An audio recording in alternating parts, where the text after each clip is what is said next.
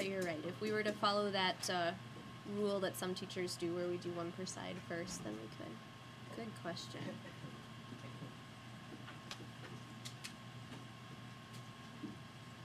Everything okay, John? Yeah. Okay. Sounds good. Whew.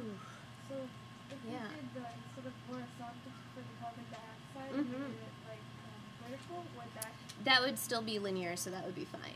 Good question. Yeah. That's what we're going to do today.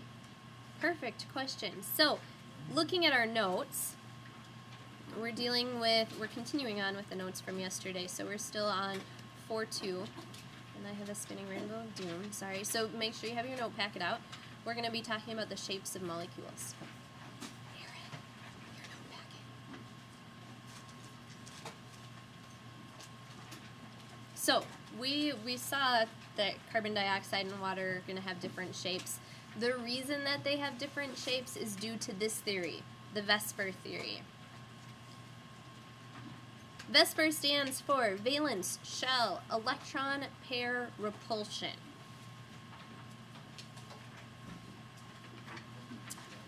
Valence shell electron pair repulsion, which predicts the most stable shape. And it predicts that most stable shape because the electron pairs are going to be repelled from one another as much as possible. So the electron clouds is what we call them. Electron clouds are going to be as far apart as possible to minimize repulsion.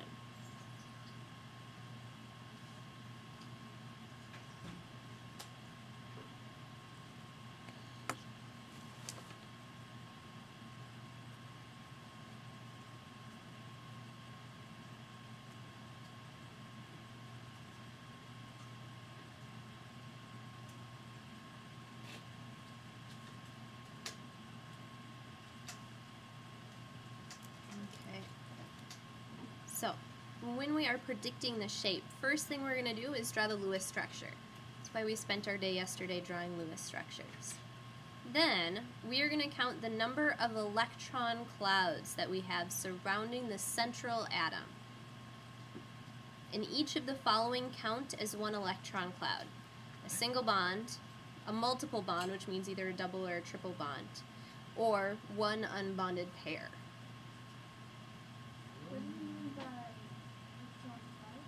Electron cloud is just one of these three things. Yeah.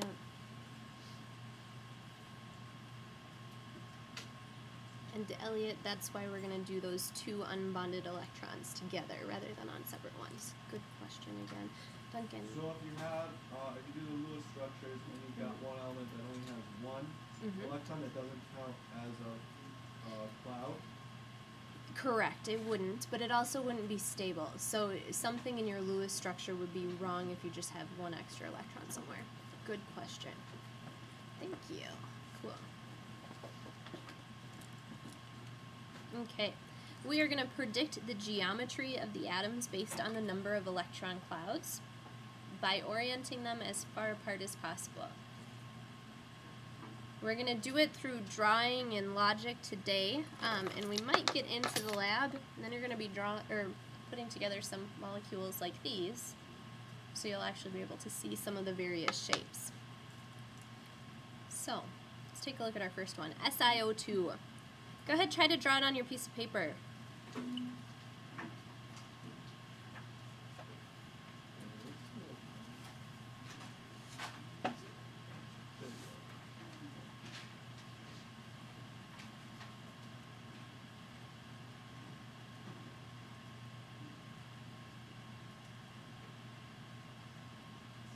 So first step, draw your Lewis structure, so find out your total number of electrons.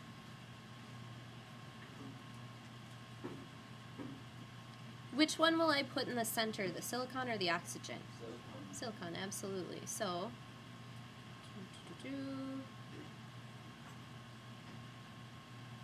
keep drawing, see if you can get it.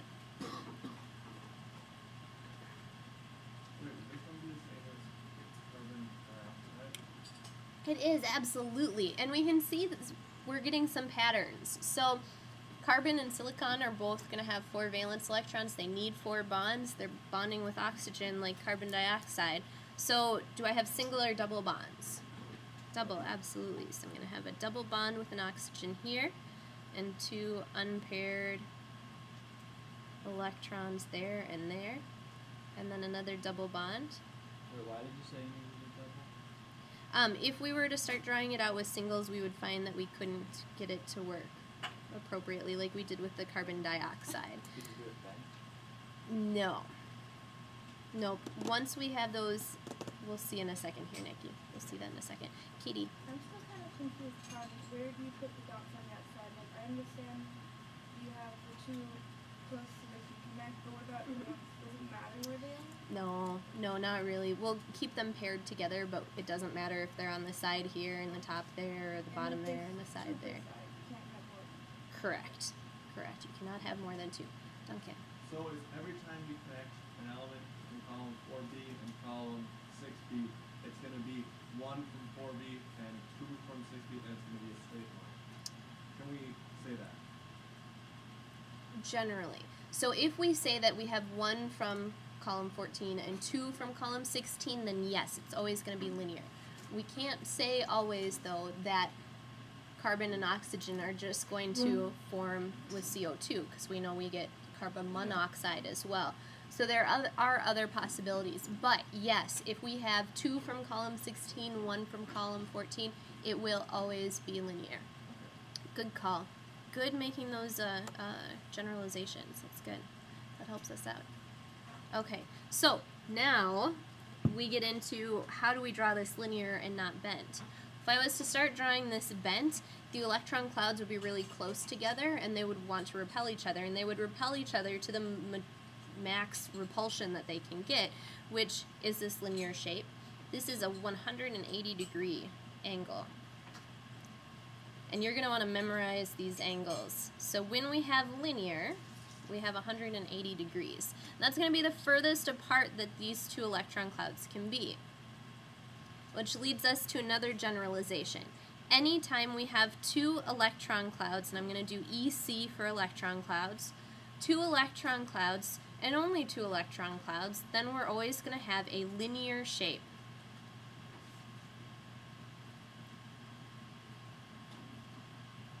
So when you have a multiple bond, you don't count them as multiple bond and 2 single bonds, you just count them multiple bonds? Yep, exactly. Yep. And so we can see our 2 electron clouds here, 1 electron cloud there, 1 electron cloud there. Again, silicon is the central atom. Sometimes, oh, sorry. But wouldn't it be more than 2 because the clouds surround the oxygen? Those, though, are not on the central atom. Again, we're looking for the number of electron clouds on the central atom only. Good question. Okay, so here is our silicon dioxide, or carbon dioxide, whatever I want to call the different molecules. Silicon in the middle, and my double bonds between the oxygens. Notice that there are no empty holes left on these spheres. That's what you're going to be shooting for on all of your lab, is to make sure that you have all of the holes filled, which means that all of the bonds are stable. So that's our first one. You're going to, at times, be asked if this is a polar molecule or a non-polar molecule. So let's take out that packet, page 8. And let's look at the electronegativities of oxygen first. What is the electronegativity value of oxygen? 3.5. What is the electronegativity value of silicon?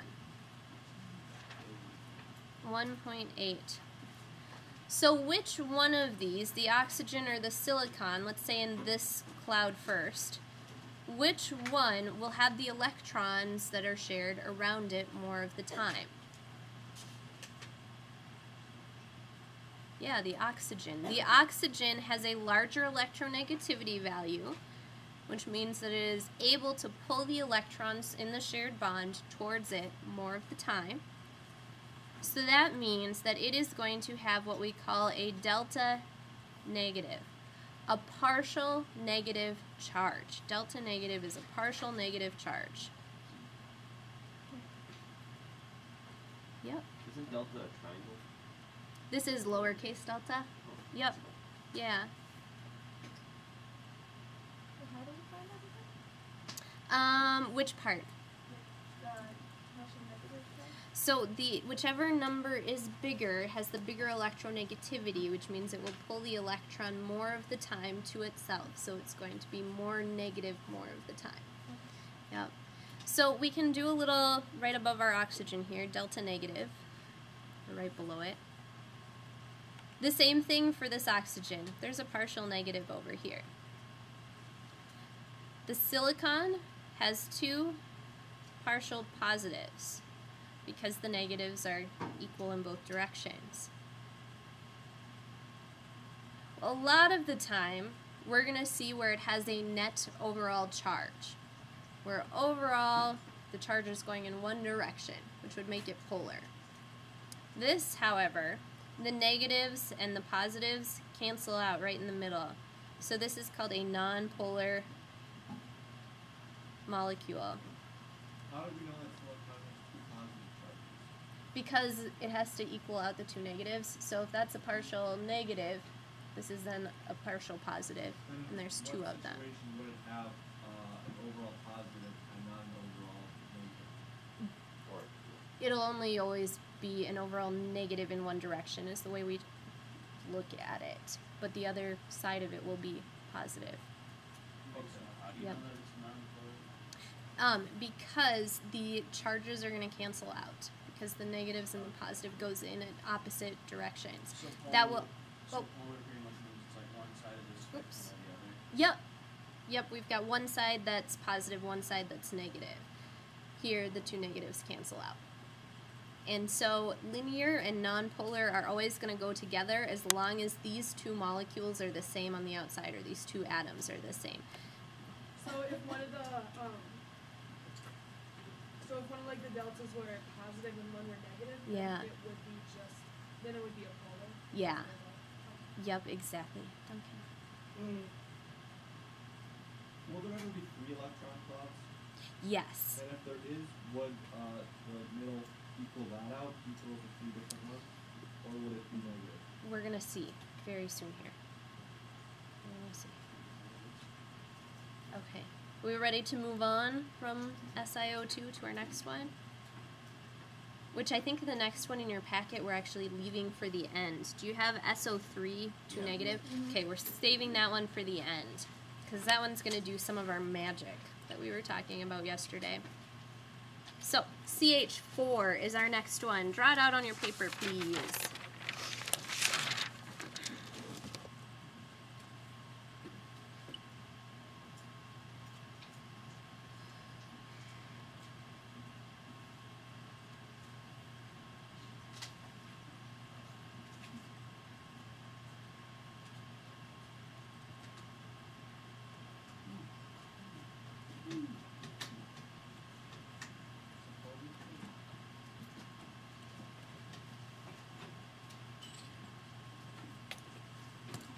What's wrong with the top? Because it's bent with carbon dioxide. Oh, they're going to be too close to each other. They're going to repel. It's like putting magnets too close to each other.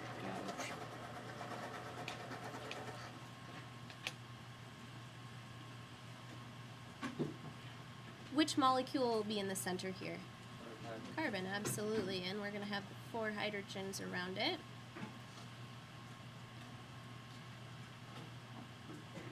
Are my hydrogens satisfied with 2 each? Yep. Is my carbon satisfied with 8? Yes. Yes. Is my total 8? Yes, it is. So, this is my shape. We have 4 electron clouds, and all 4 of those are bonds. When we have 4 electron clouds with 4 of them being bonds, we call this tetrahedral. And when we draw it on a piece of paper like this, it looks like the angle is going to be 90 degrees. But in 3D, with the electron clouds as far apart from one another as possible, we get this shape. Yeah. It is 109.5, actually. Yep, 109.5 degrees. Assuming that all of the electron clouds have the same atom on the outside, which this one does. So this is 109.5 degrees as my bond angle. In this one, and it's hard to figure that out because it is in 3 dimensions, but it will cancel out. So tetrahedral, as long as the 4 outside things are the exact same, it will be nonpolar.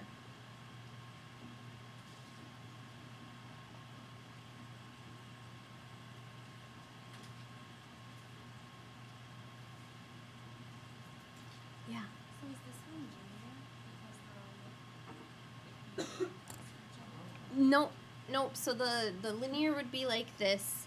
Tetrahedral ends up looking like this. So they're going in all different directions. Once we're in 3D, and it's again hard to see on our 2-dimensional screen that we're going to have a 3D shape. Good question, Ivy. Yeah, Is it possible to have 3 be equal distance apart?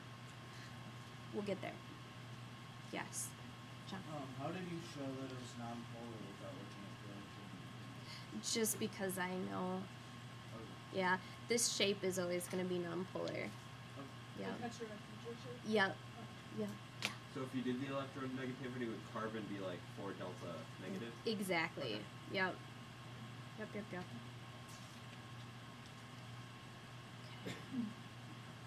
Yeah. So not always are you going to have like nonpolar and linear. Sometimes nonpolar is also. Yes. Yep.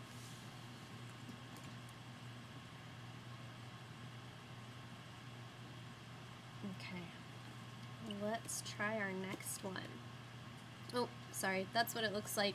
We draw it out sometimes to make it look almost 3D on our paper by doing a big line, kind of a big triangle coming out from the one, and that would mean that it's coming towards you, and a dotted one means going in the background, and then these 2 hydrogens are in the plane of the paper.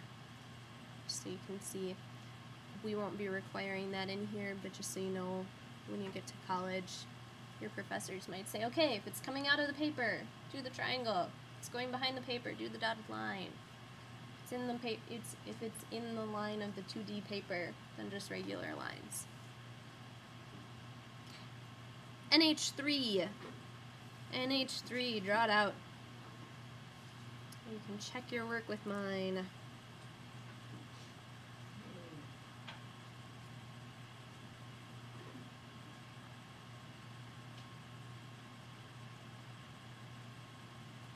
How many holes will my nitrogen sphere have?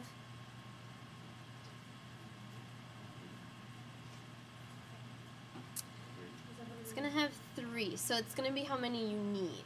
Okay, it's going to be how many you need. So, the one that we're going to be drawing out in a second here has 3 spots where it can bond.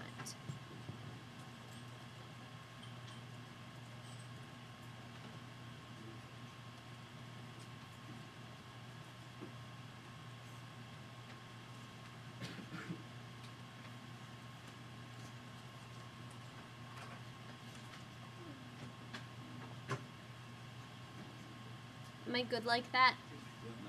No. No, what's wrong? You need 2 delta. Yeah, I need 2 dots on top, so I have 8 total around the nitrogen, 8 total in the entire thing, and 2 for each of the hydrogens. Perfect. Maybe like farther apart if you did them one on top and then 2 on diagonal on the bottom. The triangle doesn't accommodate the 2 electrons. Yes. So, we'll see this in a second. If we have 4 electron clouds like we do here, but only 3 bonds,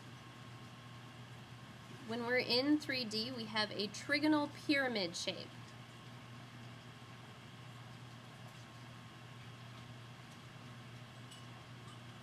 So I've got this extra electron cloud up here that's going to take up the majority of space. It's going to shove my bonds down, and I get this shape. Trigonal Pyramid. Looks like a cute little monster, kind of. Start walking around. Okay. Trigonal Pyramid. The bond angles are approximately 107 degrees. Since this has an unpaired electron on it, Trigonal Pyramid will always be polar.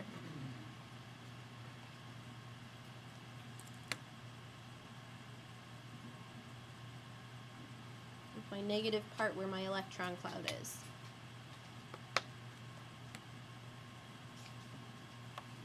And it looks just like a tetrahedral, except that it's slightly pushed down more because the electron cloud takes up more space than a bond does. Yep, Elliot. So does the top cloud have a 2 delta negative charge? It's completely negative, so we're not dealing with deltas at all. Good Okay. question. Do we only deal with deltas when we're looking at, or like when would we know? If we're looking at the differences between a bond, we would know. Yeah. Yep. So we could do the same thing here. We would see that the, let's see, nitrogen has the higher electronegativity, so it's more negative than the hydrogen. So we'd have delta positives for each of the hydrogens and a delta negative for the nitrogen. So we could draw that out.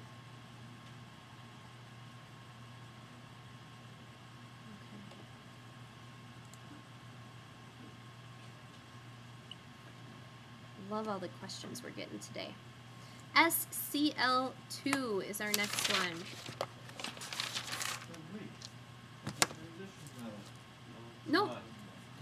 Wow. Either of those are even Wishful metals. thinking. Wishful They're both thinking. That's SC, okay. but- Ah, you were looking at scandium. That makes sense. Okay. Yeah, Now it makes sense. I thought you were trying to throw a curveball. No, I no. was gonna catch Sorry. it. Yeah. Sorry. No. I am really tired, so you might be able to catch me with something today.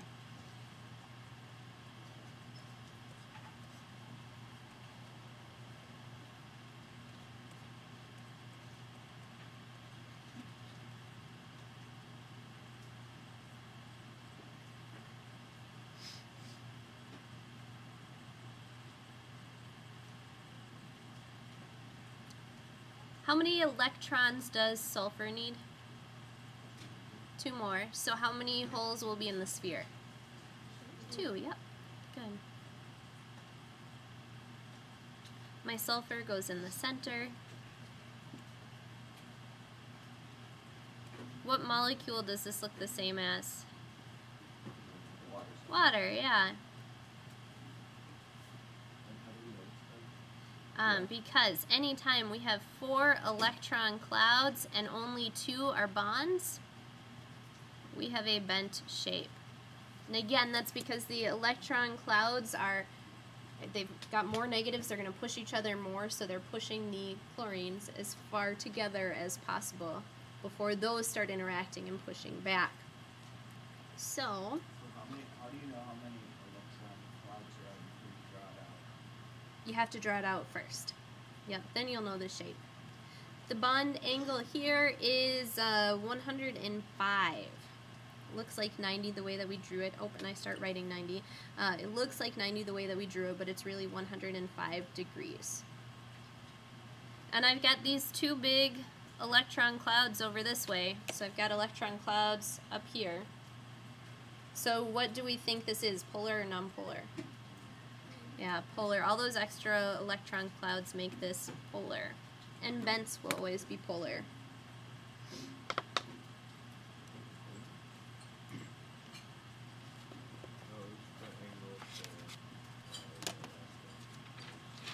Hmm?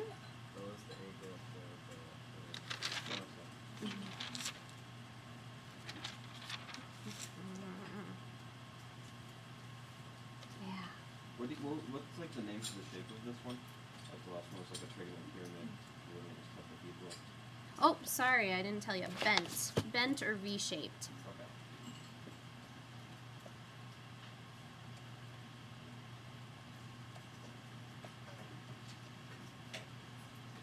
Thank you. Yeah, Jamal. How do you know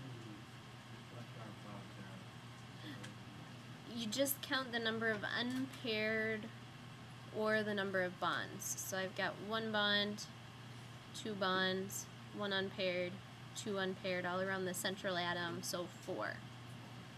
Thank you. And you don't count the bonds around the fluorines? Correct. Yep, we're just looking at the central atom. Will there ever be a point where we to make the bonds to the outside atom? Nope, thank goodness. Is 4 the most you could have for electron clouds? With any of the ones that we're going to look at, yes. How would you have one? Well, there's like crazy pictures of If there was There are some crazy pictures. We can get up to 6 as long as we've got small molecules going around, but we're not going to worry about that here. Okay. So SO32 negative. I want you to try this one. Ours can have a 2 negative. Oh, it doesn't? Should we add it? Yes, please do. It doesn't say it, but it doesn't say 2 negative. you have to assume. Yeah. You can assume it. Yeah, it's the sulfite ion. It should have a 2 negative. I apologize for that. The sulfite ion. This one is one of those kind of magical ones, so I want you to take your time on this one. Try to draw it out. Magic in a good way.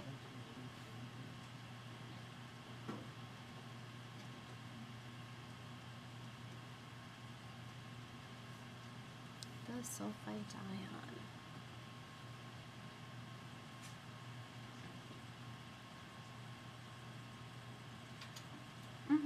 Is it more important for the outside elements to have 8 valence electrons, or more important for inside one? Everything will have to have 8. Or except for the No, wait. Well, that's what gives the charge.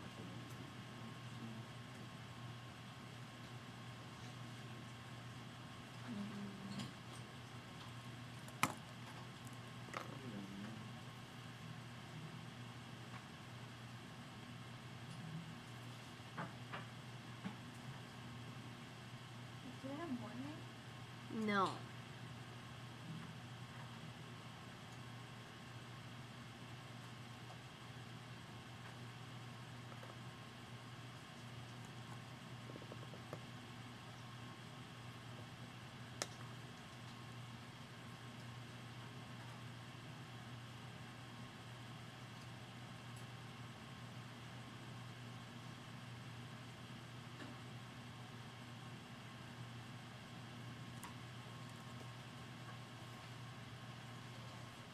So we know sulfur has 6. Oxygen, there's 3 of them, they each have 6. And we are adding 2 more electrons to it. Did everyone else get 26 total? Yeah. And that 2 negative, it just applies to the oxygen, right? It applies to the entire compound. So I'm going to draw the whole thing in my nice little bracket here. So my whole thing has a 2 negative charge overall.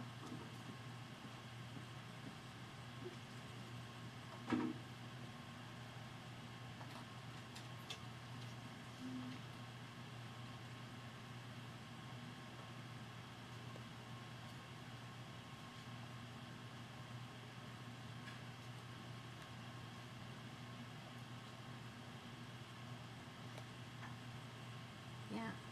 When you're drawing these, does it matter which side doesn't have that? Like, do you want the oxygens to be on the same side? It doesn't matter. So I could have put an oxygen up here rather than down there or over here. It would be the same. Good question.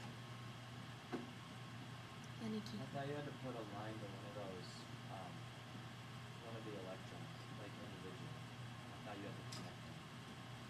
Like you can have 6 and then just bond them. I thought you were connecting with the electrons. When you drew a line. Generally. But again, we dealt with some special circumstances yesterday where we can move them around, especially here since we've added 2 more electrons. The electrons can go pretty much anywhere. And as long as I meet the octet rule and a total of 26, I have a good shape. Like, why does something like that happen in nature? Just like, it seems like It of all seems the like things it would that be. can happen, why could not follow? Good question. I'm not sure. Lucky, I guess. I don't know. Science. Oh, Elliot. Maybe not. Science. How about that? Maybe your science can't answer everything. Okay. It would be a real shame if they thought that in the 19th century. So 4 electron clouds, moving along. 4 electron clouds, only 3 bonds. This is Trigonal Pyramid.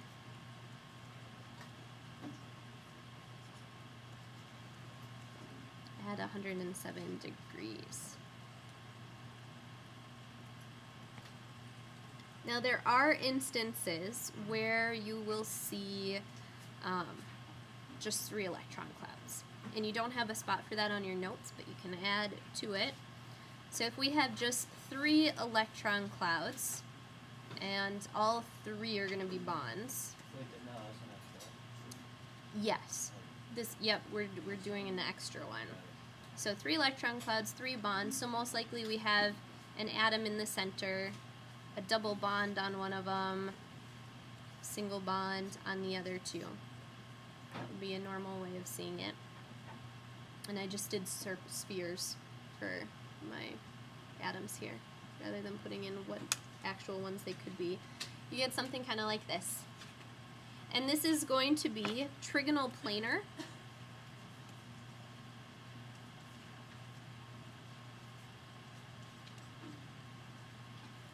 Trigonal Planar.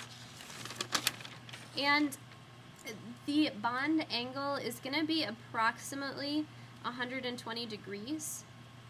We've got it all in one plane. The only thing is when we do have this double bond, we know that means it's going to be shorter, stronger bond. So that's probably going to have some of an effect on where the electrons are actually moving around. If all 3 of the atoms are the same and we had just a single bond here, then it would be nonpolar. But since we have a double bond, it's going to be polar. So this one's going to depend, either polar or nonpolar. Oops. Again, once we start changing which elements are around,